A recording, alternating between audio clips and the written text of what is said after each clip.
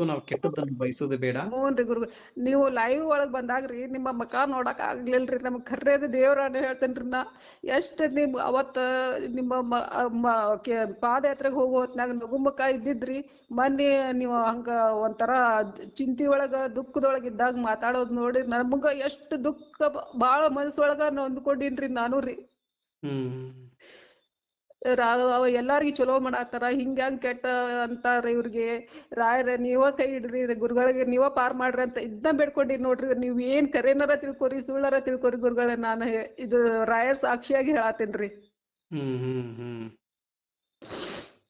ಇರ್ಲಿ ನನ್ ತಾಯಿ. ನೋಡಮ್ಮ, ನೀವ್ ಯಾರಂತೇನೆ ನನಗೆ ಗೊತ್ತಿಲ್ಲ, ನನ್ನ ಬಗ್ಗೆ ಇಷ್ಟೆಲ್ಲ ಹ್ಞೂನ್ರಿ. ಕೇಳ್ಕೊಂಡಿದಿರಲ್ಲ ನನ್ ತಾಯಿ. ಜೈ ಶ್ರೀರಾಮ್. ಜೈ ಶ್ರೀರಾಮ್ ಗುರುಗಳೇ. ಹೇಳಮ್ಮ ತಾಯಿ. ನಾ ಮೊನ್ನೆ ರೀ ನೀವು ರಥ ಹೇಳಿ ಕೊಟ್ಟಿದ್ರಲ್ರಿ ಗುರುಗಳ್ರಿ. ಓಕೆ ಅಮ್ಮ. ಯಾವೂರಮ್ಮ? ನಮ್ದು ಬೆಳಗಾವ್ ಡಿಸ್ಟಿಕ್ ರೀ, ಹಳ್ಳಿಕಟ್ಟಿ ರೀ. ಬೆಳಗಾವಿ ಡಿಸ್ಟಿಕ್ ಹಳ್ಳಿಕಟ್ಟೆ. ಹ್ಞೂನ್ರಿ. ಅಂದ್ರೆ ನಿಮ್ಗೆ ವ್ರತ ಹೇಳ್ಕೊಟ್ಟಿದ್ದೀನಾ? ಪವಾಡ ಹ್ಞೂನ್ರಿ. ಆಗಿದ್ದಾನ ನಿಮ್ದು ಇವಾಗ? ಹ್ಞೂನ್ರಿ. ಓಹೋ, ಅದ್ಭುತ ತಾಯಿ, ಒಳ್ಳೇದಮ್ಮ. ಏನ್ ಪವಾಡ ಹ್ಞೂನ್ರಿ. ಆಯ್ತು ತಾಯಿ? 1 ವರ್ಷ ಆಗಿತ್ರಿ ನಮ್ದ ಯಜಮಾನ್ರದ್ದು ರೀ.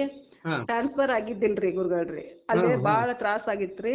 ಹಾ ಹಾ ಹಿಂಗಾಗಿ ಬಾಳ ಕಿರಿಕಿರಿ ಮಾಡತ್ತಿದ್ರಿ. ಮತ್ತ ರೊಕ್ಕಾನು ಕೊಡ್ತಾನಿ, ಮತ್ತ ಮಿನಿಸ್ಟರ್ ಕಡೆ ಅವ್ರ ಕಡೆ ಇವ್ರ ಕಡೆ ಹೇಳಿಸ್ತೀನಿ ಅಂದ್ರಿ. ಯಾರಾದ್ರೂನು ಅವ್ರ ಎಲ್ಲೇನು ಕೆಲಸ ಆಗ್ಲಿಲ್ರಿ ಗುರುಗಳ್ರಿ. ಹಾ ಹಾ ನೀವ್ ಹೇಳ್ಕೊಟ್ಟಿದ್ ರಥದಿಂದ ರೀ ಹಾ ನನಗ 3 ದಿನ ವ್ರತ ಮಾಡಿದ ಹುಟ್ಲೆಕನ ಪವಾಡ ಆಗೇತ್ರಿ ಗುರುಗಳ್ರಿ. ಮತ್ತ ಅವ್ರ ನೋಡ್ತೀರಮ್ಮ, 10 ಪೈಸಾ 1 ರೂಪಾಯಿ ಸಹಿತ ತಗೊಂಡಿಲ್ರಿ ಗುರುಗಳ್ರಿ. ನೋಡ್ತೀಯಮ್ಮ. ಆ ಹ್ಞೂನ್ರಿ. ರಥದಲ್ಲಿ ಎಷ್ಟು ಪವರ್ ಆಗಿದೆ ಅಂದ್ರೆ, ಗುರು ಹ್ಞೂನ್ರಿ. ರಾಘವೇಂದ್ರ ಸ್ವಾಮಿಯವ್ರನ್ನ ನಂಬಿ ಒಂದ್ ಹೆಜ್ಜೆ ಮುಂದೆ ಹಾಕಿದ್ರೆ ನಮ್ಮ ಬದುಕನ್ನೇ ಬದಲಾಯಿಸ್ಬಿಡ್ತಾರ ಅನ್ನೋದಕ್ಕೆ ಇದು ಕೂಡ ಹ್ಞೂನ್ರಿ. ಒಂದು ಸಾಕ್ಷಿ ನನ್ ತಾಯಿ. ಅದಕ್ಕೆ ಹ್ಞೂನ್ರಿ. ರಾಯರನ್ನ ನಂಬಬೇಕು, ಹ್ಞೂನ್ರಿ. ಸಂಪೂರ್ಣವಾಗಿ ನಂಬಿಬಿಡಿ. ರಾಯರು ಹ್ಞೂನ್ರಿ. ನಿಮ್ಮಲ್ಲಿ ಕೇಳಿರೋದು ಹಣಕಾಸು ಕೊಡಿ, ಬಂಗಾರ ಕೊಡಿ ಅಂತ ಕೇಳಿಲ್ಲ ಯಾವತ್ತೂ. ರಾಯರು ಕೇಳಿರೋದು ಒಂದೇ, ಮಕ್ಕಳೇ ನನಗೆ ನಿಮ್ಮ ಕಡೆಯಿಂದ ಒಂದು ಭಕ್ತಿ ಒಂದು ಮಾತ್ರ ಕೊಟ್ಟು ಬಿಡಿ ಅಂತ ಕೇಳಿದ್ದಾರೆ ಗುರು ರಾಘವೇಂದ್ರ ಸ್ವಾಮಿಯವರು. ಹ್ಞೂನ್ರಿ. ಇವತ್ತು ರಾಯರ ಹೆಸರನ್ನು ಹೇಳ್ಕೊಂಡು ಯಾರು ಒಂದ್ ಹೆಜ್ಜೆ ಮುಂದೆ ಹಾಕ್ತಾರೋ ಅವರ ಜೀವನನೇ ಬದಲಾಯಿಸಿ ಬಿಟ್ಟಿದ್ದಾರೆ. ಅವ್ರ ಹ್ಞೂನ್ರಿ. ಬದುಕಲ್ಲಿ ಎಷ್ಟು ಅದ್ಭುತವಾಗಿ ಬೆಳಕನ್ನು ತಂದಿದ್ದಾರೆ ಅಂದ್ರೆ ಗುರು ರಾಘವೇಂದ್ರ ಸ್ವಾಮಿಯವರು. ಅದಕ್ಕೆ ಹ್ಞೂನ್ರಿ. ತಾಯಿ, ಎಲ್ಲೇ ಆಗ್ಲಿ ಸತ್ಯಕ್ಕೆ ಜಯ ಸಿಕ್ಕೇ ಸಿಗುತ್ತೆ ನನ್ ತಾಯಿ.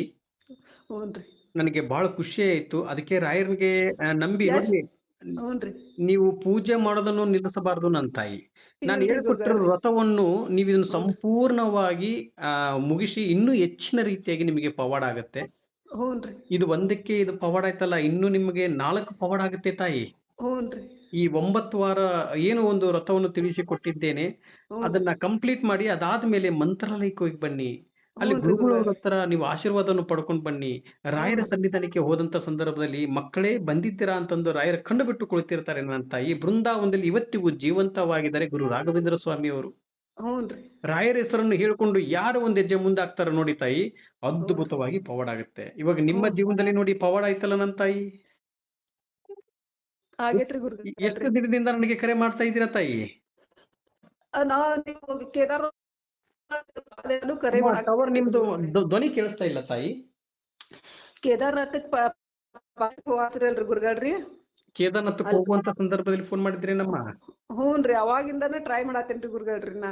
ಅಯ್ಯಯ್ಯೋ ನನ್ ತಾಯಿ, ಏನಮ್ಮ, ಒಂದ್ ಸುಮಾರು 4 ತಿಂಗಳಾಗಿತ್ತೇನಮ್ಮ ಹಾಗಾದ್ರೆ? ಹ್ಞೂನ್ರಿ. ಹ್ಞೂನ್ರಿ. 4-5 ತಿಂಗಳಾತ್ರಿ ಗುರುಗಳ್ರಿ.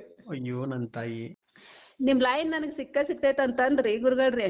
ಅಮ್ಮ, ನಾ ನಿಮ್ನ ದಾರಿ ಕಾಯ್ಕೊಂತನ ರಾಯರ್ನ ನಂಬ್ಕೊಂಡ್ರಿ ನಿಮ್ ಹ್ಮ್ ದಾರಿನ ಕಾಯತೀನ್ರಿ ಗುರುಗಳ್ರಿ. ನಿಮ್ ಫೋನ್ ಲೈನ್ ಲೈನ್ ಸಲುವಾಗಿ. ಸಿಗುತ್ತಮ್ಮ, ಲೈನ್ ಸಿಕ್ಕೇ ಸಿಗುತ್ತೆ. ಯಾಕಂದ್ರೆ ನಾನು 108 ಮನೆ ಕಂಪ್ಲೀಟ್ ಆಗೋವರೆಗೂ ಯಾರ ಹತ್ರನೂ ಜಾಸ್ತಿ ಮಾತಾಡ್ತಾ ಇರ್ಲಿಲ್ಲ. ಇನ್ನು ಮುಂದೆ ಹ್ಞೂನ್ರಿ. ಮಾತಾಡ್ತೀನಮ್ಮ. 108 ಮನೆ ಕಂಪ್ಲೀಟ್ ಆಗ್ಬೇಕು. ಯಾಕಂದ್ರೆ ವಿಷಕಂಟಕದ ಹಾಲನ್ನು ಸ್ವೀಕರಿಸುವಂತ ಇದ್ದೀನಲ್ಲ ತಾಯಿ. ಆ ಹ್ಞೂನ್ರಿ. ಹ್ಞೂನ್ರಿ. ಕಾರಣದಿಂದ ನಾನು ಎಷ್ಟೋ ಜನಗಳಿಗೆ ಫೋನ್ ಅನ್ನು ರಿಸೀವ್ ಮಾಡಕ್ ಆಗಿರ್ಲಿಲ್ಲ. ಅದಾದ್ಮೇಲೆ ಹ್ಞೂನ್ರಿ. ನಂದು ಒಂದು ಕಂಟಕ ಬಂದಿತ್ತಮ್ಮ, ನನ್ನ ಜೀವನದಲ್ಲಿ ಹ್ಞೂನ್ರಿ. ಕಂಟಕ ಬಂದಿತ್ತು.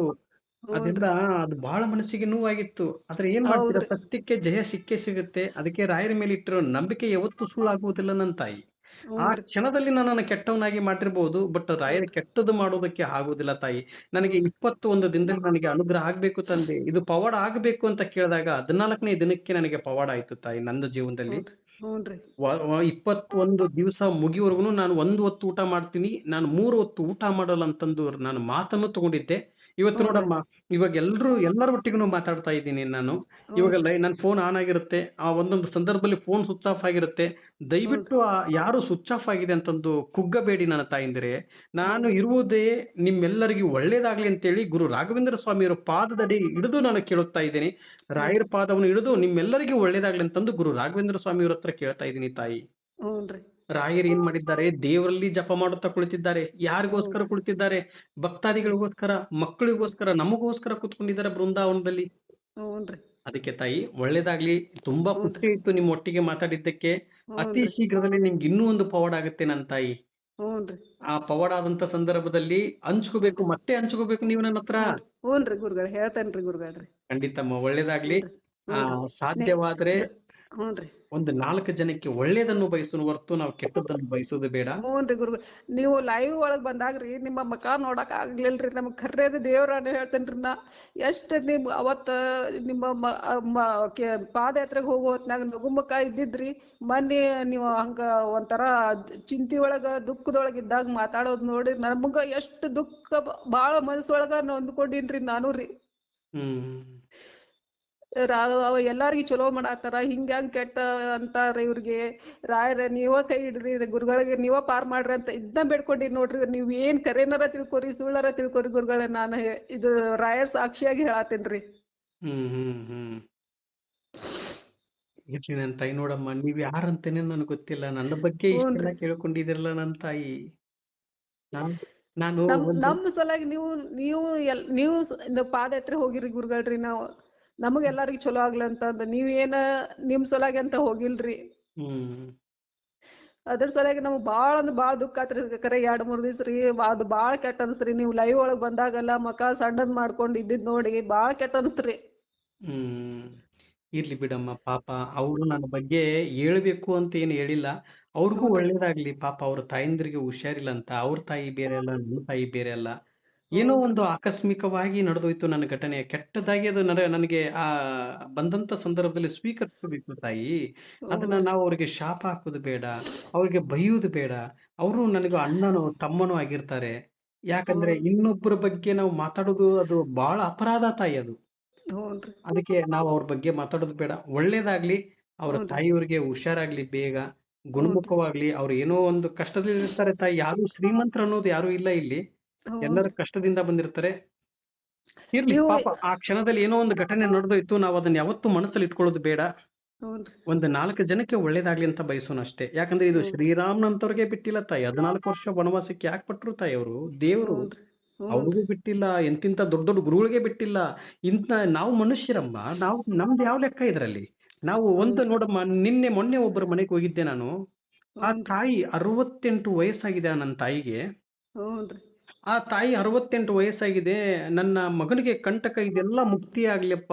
ಅವ್ರಿಗೆ ತಂದೆ ತಾಯಿ ಯಾರು ಇಲ್ಲ. ನಾವೇ ಅವ್ರ ಜಾಗದಲ್ಲಿದ್ದೀವಿ. ಹ್ಞೂನ್ರಿ ನಮಗೋಸ್ಕರ ಇವತ್ತು ಎಷ್ಟು ಅದ್ಭುತವಾಗಿ 9 ವರ್ಷ ನನ್ನ ಮಗನಿಗೆ ಮದುವೆ ಆಗಿ 9 ವರ್ಷ ಆಗಿದೆ. ಹ್ಞೂನ್ರಿ ಇವತ್ತಿಗಾದ್ರೂ ಸಂತಾನ ಭಾಗ್ಯ ಆಗಿದ್ದಿಲ್ಲ.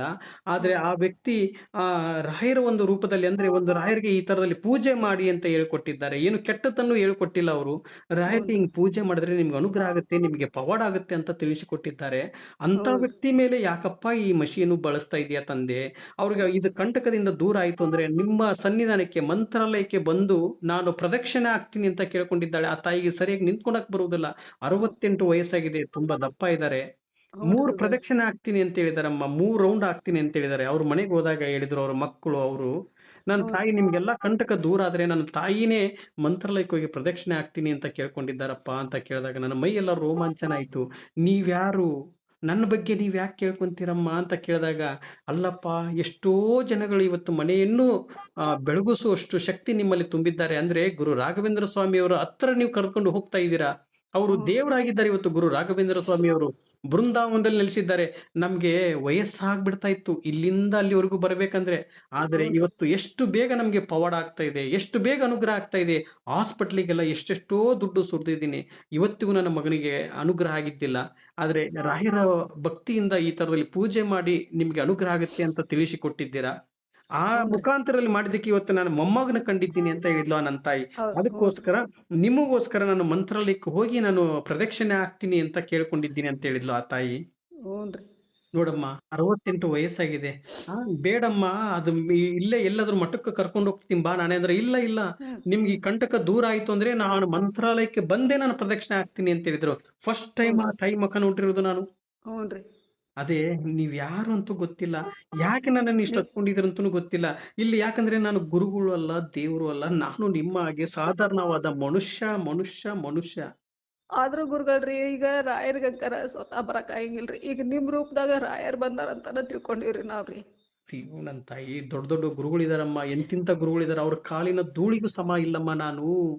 ಇಲ್ರಿ ಆದ್ರ ನಮ್ ಸಲುವಾಗಿ ನೀವೆಲ್ಲಾ ಇಷ್ಟ ಕಷ್ಟ ಪಡಾಕತ್ತಿರಲ್ರಿ, ನಮಗೆಲ್ಲರಿಗೂ ಒಳ್ಳೇದ್ ಮಾಡಾಕತ್ತಿರಲ್ರಿ, ಅಷ್ಟೇ ರೀ ನಮಗೀಗ. ನೀವು ನಮ್ ತಂದೆ ಸ್ಥಾನ ತುಂಬಿರ ಅನ್ನುವಂತ ಭಾವನೆ ನಮ್ಮ ಮನಸ್ಸಿನೊಳಗೆ ಇಟ್ಕೊಂಡಿವ್ರಿ ನೋಡ್ರಿ.